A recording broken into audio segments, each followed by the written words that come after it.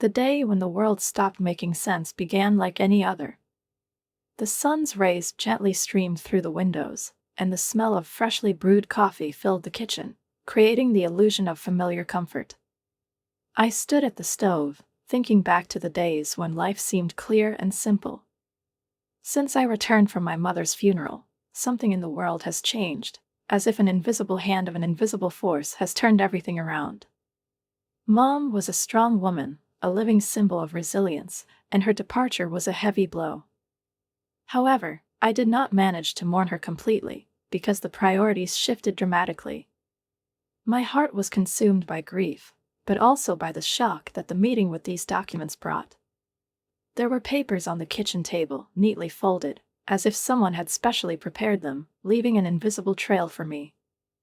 I saw words that I couldn't understand right away: divorce. A marriage that seemed stable, normal, and reliable to me suddenly turned out to be fragile and destroyed. I stared at the papers, trying to gather my thoughts in my head. A divorce? What does it even mean to me if Ethan, my husband, the man I've shared almost 6 years of my life with, just decided to put an end to it? On what I thought was our happiness. My fingers were shaking as I started to reread the documents. And what did I find out? I found out that my idea of stability and confidence turned out to be an illusion. When I tried to keep up with the thought, it was difficult for me to stay afloat. My mother, the woman who created this world, left me, and Ethan. Ethan left me standing in the middle of the empty walls of our house, which now had nothing but loneliness. Through that moment of despair, I suddenly heard the door in the hallway close. It was him. Ethan. I felt a lump rise in my throat, but I still stood up to meet his gaze. His face was impassive, almost stony, and his eyes were detached, as if all the life inside him had burned out. He looked at me, and I couldn't detect anything human in his expression. It was a strange feeling, as if I was looking at a stranger, and not at the person with whom I shared my life. "Anna, we need to talk." His voice was flat, without any emotion. I couldn't help but hold up these papers in front of him. "Is this your idea, this conversation?" I asked, even though I already knew the answer. The answer was as clear as the white sheet I was holding in my hands. He wanted to leave, he decided that. Ethan shook his head and ran a hand through his hair as if trying to find the words. "I wasn't just thinking about us. None of this is working, Anna," he said. His words sounded like a sentence, and I felt every cell in my body respond to them, but with a dull, impenetrable horror. "Did you wait until my mother died, until I inherited her property, to tell me that our marriage was not working?" My voice trembled with discontent and bewilderment. I couldn't believe what I was hearing. "So, was it all about the money? Because of the estate?" "It's not about the estate," Ethan said, avoiding my gaze. I felt my insides tighten. "Then what is it about?" I couldn't understand it. Everything was happening so fast and ridiculous. "Ethan, what are you talking about?"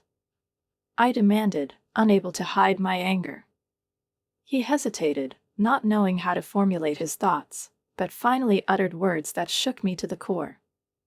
"I want to transfer the estate to my parents. To the Carters."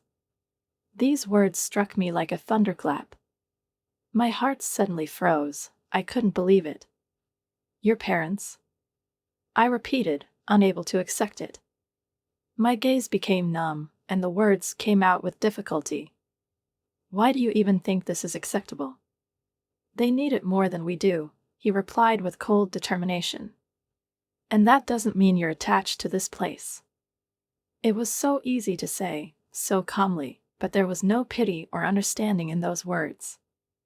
I laughed out loud. That laugh was bitter, almost insane. "This place is the home of my childhood," I whispered, gazing at the walls that have warmed me with their warm history all these years. My mother put her soul into it. These walls, every corner of this estate, preserved her memory, her love and care. Everything was here, everything that was once important. Ethan shrugged his shoulders. His gesture was so confident that it only hurt me more. He didn't even try to figure out what this place meant to me. He made a decision, and that decision was final. If that doesn't suit you. Ethan pointed to the documents as the only way he could come up with a solution. Then this is the only way. His words sounded like a final verdict, and looking at him, I felt like he was becoming a stranger to me. The husband I've lived with for 6 years now turns out to be a stranger. Okay, my voice was firm, although confusion was bubbling in my chest. If you want a divorce, you will get it, but know this, Ethan Carter, I will not let you take my mother's legacy from me. The words came out of me like a knife edge, and although my heart was still heavy, I knew that if I didn't stand up for what belonged to my mother now, I would lose my soul forever. My husband, this man I once loved, stood in front of me with a cold, impassive expression on his face, and his gaze, which used to be filled with warmth and love, was now empty. It was the very moment when I realized that the person I had lived with for 6 years had already become a stranger. Ethan's grin faded, replaced by a flash of surprise. Maybe he didn't expect me to stand my ground, didn't expect that I might be stronger than he thought. But I was my mother's daughter, and that power in my blood couldn't just disappear. I was ready to fight for everything she left me. Steadfastly, I took the papers in my hands. My fingers trembled slightly, but I did not allow myself to give up. I took a step towards the door without looking back and left the room, feeling a heavy sense of loss trying to engulf me. But at that moment, I already understood. I have to move on, despite everything that's been going on. I couldn't sleep that night. My body was exhausted, but my thoughts wouldn't let me rest. I was lying in my bed, but I didn't even try to find peace in the dark. The mansion that was once my mother's pride and joy was now under threat. I realized that if I didn't fight, everything she had been building all her life would fall into the wrong hands. But it wasn't just because of the property. It was my dignity, my connection to her memory. I couldn't let someone humiliate me, take away my past and destroy it in a few lines in the documents. I woke up the next morning with determination. Ethan underestimated me. He thought I would just give up. But I wasn't going to sit back and let him take everything that was important to me. I decided that I would fight. I will fight not only for the estate, but also for myself. I would fight to the last, because right now it was the only way to stay alive, not forgetting what my mother had left me. The morning sun coming through the curtains cast a warm light over the whole room, but even it could not overshadow the confusion that I felt in my heart. Every look, every step seemed like a test to me. I knew that I had a difficult path ahead of me, but it had already begun. With determination, I dialed Uncle Martin's number. My fingers trembled slightly as I dialed the number. It was a moment that might decide my whole life. When he answered on the second ring, his voice was like a balm, soothing, but with a subtle hint of concern. "Anna, dear, how are you?" "What is it?" he asked, and I felt his concern penetrate me, helping me calm down a little. But it was hard in my soul. I could only admit that I couldn't handle the situation. Not very well, I admitted, and in that admission was all the pain, all the hopelessness that I faced. "Uncle, I need your help." I told him everything. How Ethan suddenly made the decision to divorce, how he wanted to take everything from me that was left by my mother. I explained that I wasn't going to give up, that I couldn't let the Carters, his family, take our inheritance. But after I finished the story, there was silence. A silence that seemed endless, as if Uncle Martin was thinking over every word. When he finally spoke, his response was sharp and immediate. "Ethan can't do this, Anna. This is illegal and morally reprehensible. We will fight this." His words awakened a new wave of determination in me. That was the moment when I realized, I'm not alone. Uncle Martin, my protector, will be there, and together we will win. "I want to protect what my mom left me," I said firmly. "I'm not going to let Ethan and the Carters intimidate me into submission." "All right," Uncle Martin said with determination. Let's meet in my office. We'll discuss everything and plan the next steps. I hung up the phone, and a feeling of relief washed over me like a light wave. But at the same time, I realized that this was just the beginning. Everything I have to do will be hard and long. Legal battles, all these endless meetings, fighting for what belonged to my mother, will not be an easy path. But I was already ready. I couldn't afford otherwise. The trip to Uncle Martin's law firm was like a fog for me. Thoughts of future judges, prosecutors, lawyers, possible victory and, of course, defeat raced through my head. What if I lose it?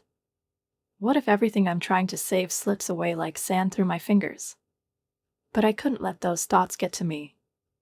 I will do everything to protect my legacy and the memory of my mother. And I will fight.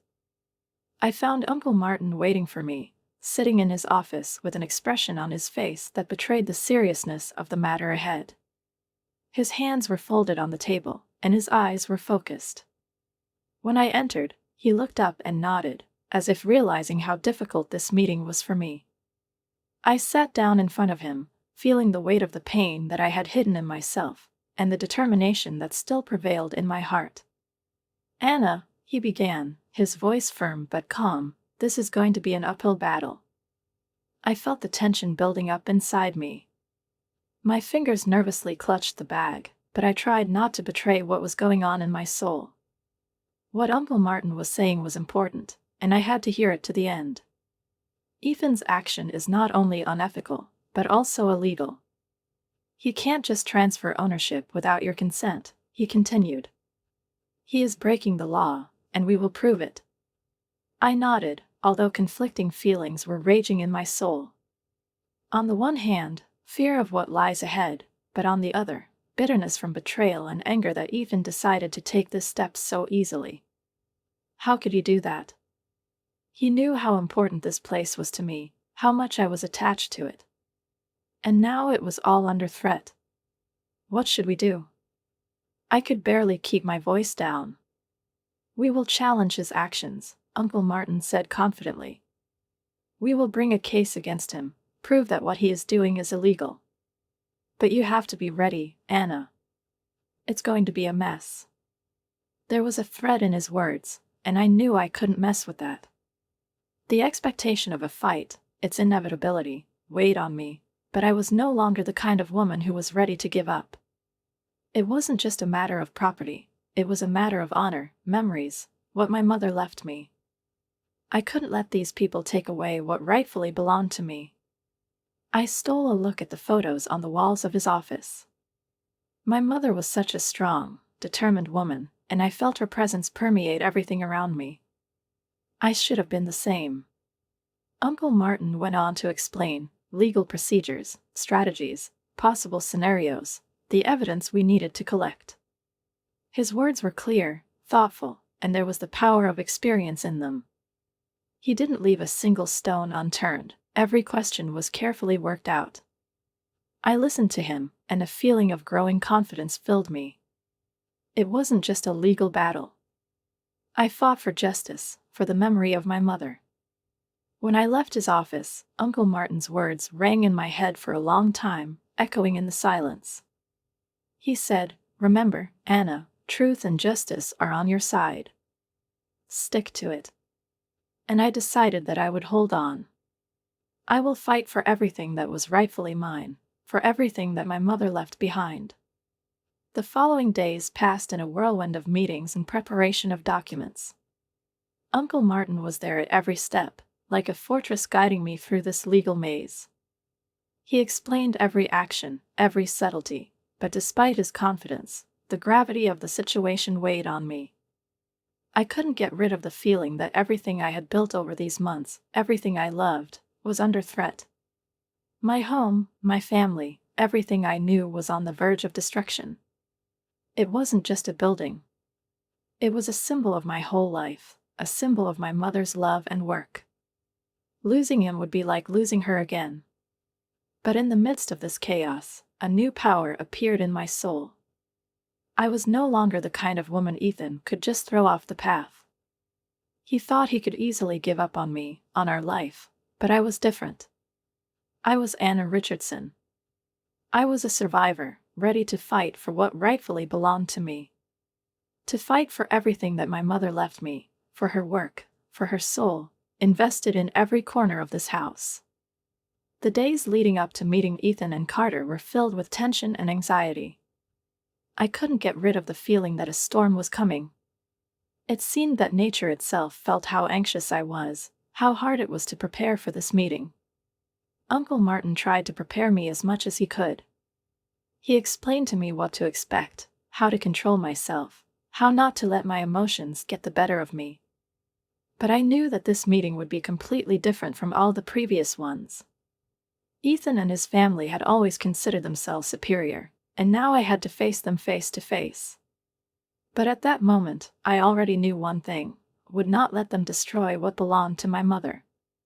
I was ready. The mansion loomed before us, majestic but gloomy, like a shadow from the past that did not want to let go. Every detail in its architecture seemed familiar to me, but at the same time alien, as if I looked at my house through a glass covered with frost. And now I was standing in front of this threshold in circumstances that perhaps even my mother could not have imagined. She always defended this house, was proud of its walls, put her soul into it, and now I had to become its defender. Uncle Martin was there, as always. His hand rested soothingly on my shoulder, and his voice, though soft, was full of determination. "Remember that you are not alone in this," he said, but I knew that his words could not completely ease the severity of my situation. With every step we took, we were getting closer to the entrance, and my heart was starting to beat faster. I felt this house as a living being, its shadows, its smells, its coolness. I thought about my mother, how she would probably be feeling the same unbearable heaviness right now, how her heart would be torn apart knowing that her favorite place could be taken into someone else's hands. And all these thoughts escalated when Ethan opened the door. His face was a mixture of surprise and annoyance, as if he didn't understand how I could dare to stand here without succumbing to his pressure. "Anna, what are you doing here?" His voice was cold, and I felt even more determined at those words. He really didn't understand how serious I was. "I think you know why we're here," I replied, trying to keep my voice level, but there was a fury in my eyes that I couldn't hide. Right at that moment, as if out of nowhere, the Carters appeared from the depths of the house. Their faces were devoid of worries, full of the same fake innocence that they always used to cover their intentions. "Anna, dear, what is it?" Mrs. Carter said it with a hint of false concern in her voice, as if she was genuinely worried. I didn't waste time being polite. "It's because of this house and your illegal attempts to take it away from me," I replied bluntly, not taking my eyes off her. Ethan grinned, his gaze filled with frivolous superiority. "It's for the best, Anna," he said, but his words didn't sound so confident anymore. "You know, I don't need this place. I don't need it." I couldn't hide my bewilderment. It was too unbelievable to take seriously. "This house is my mother's legacy," I said slowly, each word like a stone falling into water, creating rings that would be difficult to erase. "You have no right to him." Uncle Martin did not remain silent. He took a step forward, his lawyer was with him, and now they stood like two indestructible figures, framing me with their professionalism and strength. His voice sounded firm, like a stone wall that couldn't even be pierced by an arrow. "Ethan, Mrs. Carter, Mr. Carter, you're all breaking the law," he said, and his words hit the silence like a hammer. "The transfer of property without consent is illegal, and we will take this case to court if necessary." The Carters exchanged nervous glances, and I noticed their confidence starting to crack. But the main change came from Ethan. Its facade began to crumble. I could see the confusion in his eyes that he couldn't hide. "You can't do that," he said, but his voice didn't sound confident anymore. There were so many doubts in him that I realized he was losing control. It was at this moment, when the silence around us became unbearable, that Uncle Martin threw his last card, the one that was supposed to reveal all the secrets. He lifted the veil that hid the truth and hit Ethan in the most painful place. "We found out that you are in financial ruin, Ethan," he said, and his words were like a sentence. "The Carters are not far behind, having squandered their savings on senseless expenses. Are you planning to use this estate as collateral?" I realized how the pieces of the puzzle began to take shape in my mind. Everything fell into place. Ethan, all these strange attempts to get rid of the house, his haste to hand it over to someone else. It all made sense. Ethan was silent. His eyes avoided my gaze, as if he was trying to find at least some way out of this situation, but all his attempts were not successful. The Carters looked away, and their shame was obvious. These people, who once seemed so important and confident to me, now stood in front of me like weak pieces on a chessboard, unable to resist the truth. And this revelation was the last straw, which only strengthened my resolve. I looked at Ethan and the Carters, and I said, "I won't let you destroy my mother's legacy. This house is not a pawn for your debts." Uncle Martin wasted no time in outlining the legal consequences of their actions. His words were clear and full of confidence. Carter's faces paled, and Ethan looked defeated. They were standing in front of us, no longer the self-confident people who once thought they could easily take whatever they wanted. I took the last step, and my voice sounded determined. "You will have to leave the premises immediately." Uncle Martin, standing next to me in the doorway of the mansion, spoke with clear determination that any further attempts to claim this property would lead to a serious lawsuit. His voice was cold and confident, as if he had just signed a death warrant for all those who thought they could steal from me what rightfully belonged to me. And although Uncle Martin's words left no room for doubt, I felt different emotions intertwining inside me. When we left the mansion, I felt a real surge of triumph, but it was tinged with sadness, like a fog that does not leave the earth even on the clearest days. The house, which was a symbol of my mother's love, work and care, has now become an arena in which a violent conflict was playing out. And yet I knew that I had made the right move. I was protecting her memory, protecting what she left me, a legacy that couldn't just be taken away. Uncle Martin, observing my condition, gently put his hand on my shoulder as we got into the car. His words were simple but important. "You did well, Anna. Now let's get ready for the next stage." I nodded, looking back at the darkening silhouette of the mansion. He stood like a silent guardian, neither approving nor condemning. The struggle was far from over, and I knew that even more difficult trials lay ahead, but at that moment I felt that I had taken the first step towards regaining not only my home, but also my life. I was ready to fight to the end. In the weeks that followed this confrontation, life in the mansion entered a new rhythm. The trial continued, and although it was a time of uncertainty, I found strength in the realization that I was fighting for what was right. Every night I spent within these walls reminded me of my mother, and every day I felt her presence more strongly. The mansion remained a silent witness to everything that was happening, standing as a symbol of what remained of her memory, intertwined with my fortitude. The places where I grew up, where she used to go, receive guests, sit by the fireplace, all this has become more than just a home for me. It was an island where I could find the strength to continue. And it was at this time, when my strength seemed about to run out, that an unexpected source of support appeared in the face of David. He was a work colleague, a man with whom I always kept my distance, but never crossed paths on a personal level. We weren't friends, but now, in these difficult circumstances, he turned out to be the person who helped me get through the moments of loneliness. David was always friendly, but our professional contact never went beyond office courtesy. Everything changed when we stayed late at the office after a busy day. I was exhausted from litigation and everything that was going on in my life, and it seemed at that moment all the fatigue of the world fell on my shoulders. "Anna, how are you coping with all this?" His voice sounded genuinely concerned, and in those words I heard something more than just a standard "how are you?" It was a real concern for a man who was going through a difficult time.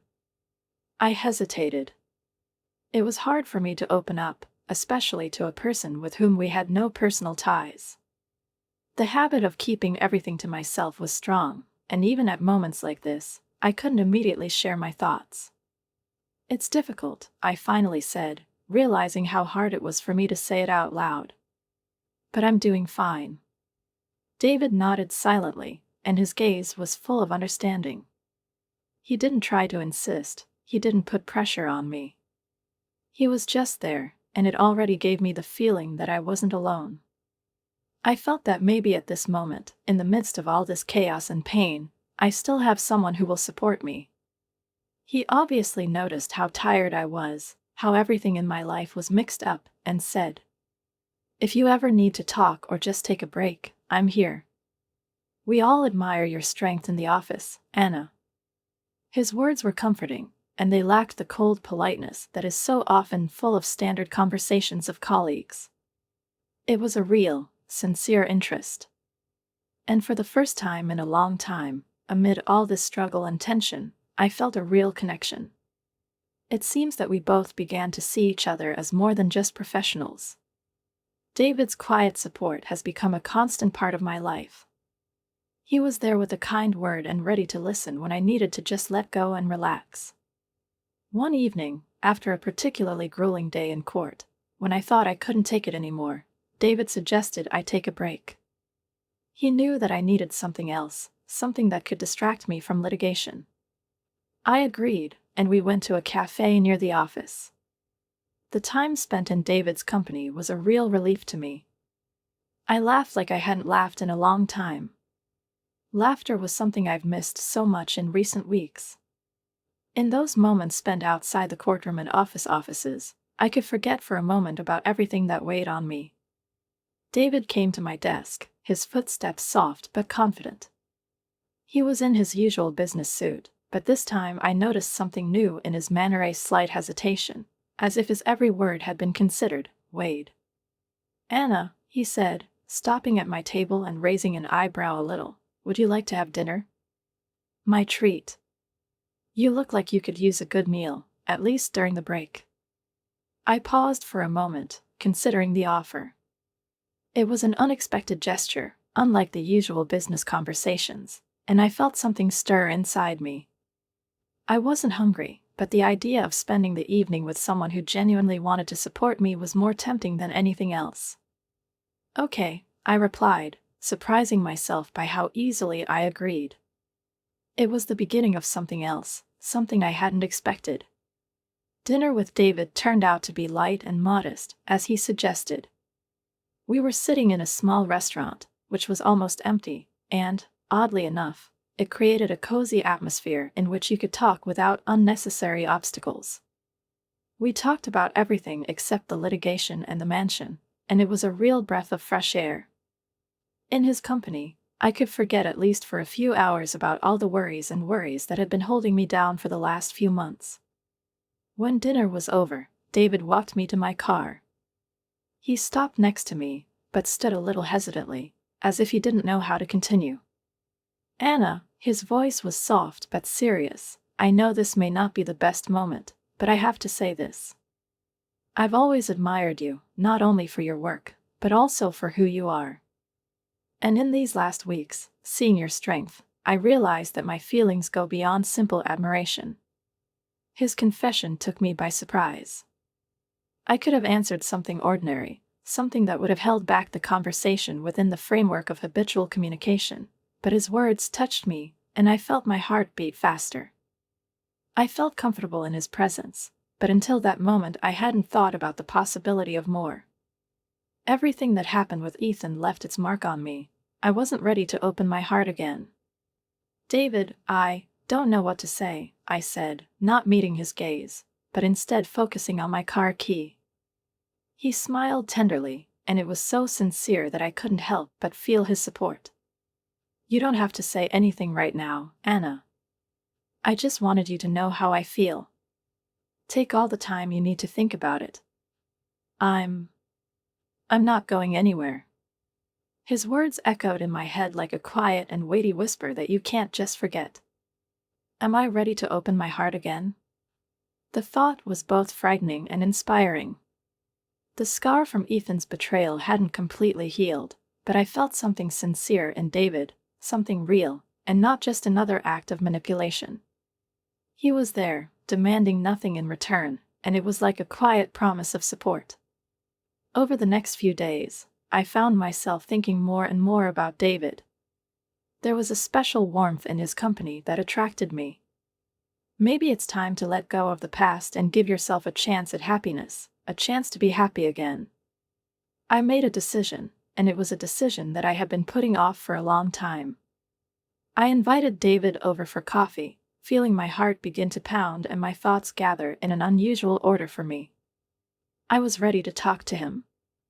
"David," I began, standing in front of him in the cafe, "about what you said last night. I've been thinking about it, and I'd like to discuss it with you." His smile was all the answer I needed. She was calm, warm, and so sincere that I felt the tension in my body go away. We drank coffee, talked, laughed, and in those moments I felt a sense of hope. For the first time in a long time, I was looking forward to what would happen next.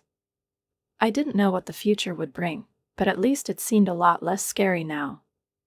The lawsuit over the mansion ended earlier than I expected. Thanks to Uncle Martin's experience, determination, and clear testimony, as well as exposing the Carters' deception, the case turned in our favor. The judge's verdict was unequivocal. The mansion remained rightfully mine, and any claims by Ethan or his family were invalidated. This victory was not only legal, but also moral. It was like an excuse for everything my mother and I stood for. It was our home, our history, and now it was protected. However, the end of the litigation did not bring me the peace I had hoped for. Despite the legal victory, despite everything that was right and fair, feelings remained in a state of uncertainty. Ethan, desperate and cornered by his financial problems, continued to contact me with requests and messages full of excuses. It was hard to bear. This man, whom I once loved, was now consumed beyond recognition by his own mistakes and greed. He became a shadow of who he used to be. One evening, when David and I were walking in the park, enjoying the silence, despite all the storm that was raging in my heart, my phone vibrated. I looked at the screen and saw the name that was once native to me, Ethan. He was writing again. I sighed, my heart sank, and I felt the weight of memories coming down, but I decided it was time to face the past one last time. I answered, and his voice immediately reached me, full of despair. "Anna, please, I beg you to help me, I have nothing left." His words sounded like the cry of a man who is losing everything.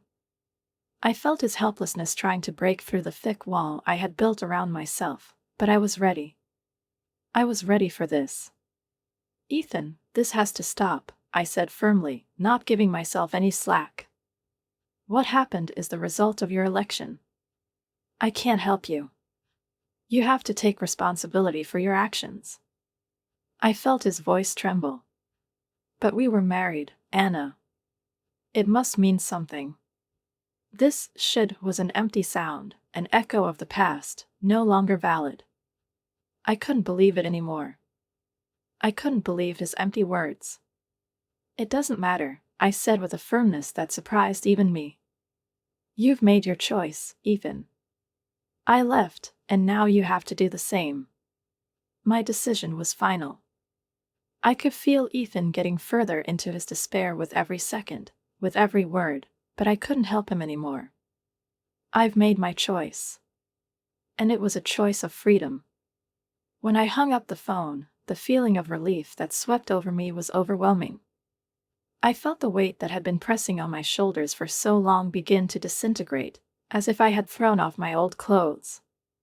David, standing next to me, squeezed my hand. "Are you okay?" "What is it?" he asked, his eyes genuinely worried. I nodded. There were no words needed. My "yes" sounded deep, from the very heart. I was fine because I was finally free of the past. We continued our walk, and I noticed how the air became fresh and clean. The future, which had seemed so gloomy before, was now filled with light. It has become brighter, full of possibilities. David and I became closer, our relationship deepened, and I felt the love between us grow stronger every day. He was there for me when I needed comfort. He was with me in moments of joy and sadness. He became my partner, my friend, my protector. And we both understood that our love is not just words, it's something more. It was a promise of a better tomorrow. After a while, amid our shared happiness, David and I decided to get engaged. It was a simple but meaningful decision. The engagement has become a symbol of a new beginning, a new life full of hope and happiness. With him, I felt that everything in my life began to take shape, like a puzzle that had been lost for a long time, but now I could put it back together. Uncle Martin, who has always been my pillar and support, was overjoyed when he found out about our decision. "You deserve all the happiness in the world, Anna," he said, his eyes glistening with tender, almost invisible tears. "I'm proud of you. You're strong, you've been through so much, and now you deserve this happiness." His words were a real gift to me, something that confirmed that all those years of struggle and trials were not in vain. The mansion that was once a battlefield has now turned back into a house filled with love and laughter. David and I decided to adopt a child, and this became a new step for us, a new, bright stage in our lives. The child who brought a ray of hope into the house became for us a symbol of a new beginning, and his laughter became the melody that filled every room of this house. I was standing in the garden watching him, and at that moment I felt a deep sense of satisfaction with life. In this garden, where I used to play as a child, a new generation was now playing. It was a circle full of meaning, completed with love. I've been through all the trials and tribulations, and here I am, in this moment of peace, with the feeling that I've finally found a place that I can call home. Then I understood. The echo of deception and betrayal that once sounded in my life was now far behind me. In their place, there were only echoes of love, redemption, and new beginnings. When the sun set over the mansion, its golden glow enveloped our house. I knew that we were ready to face everything that awaits us in the future.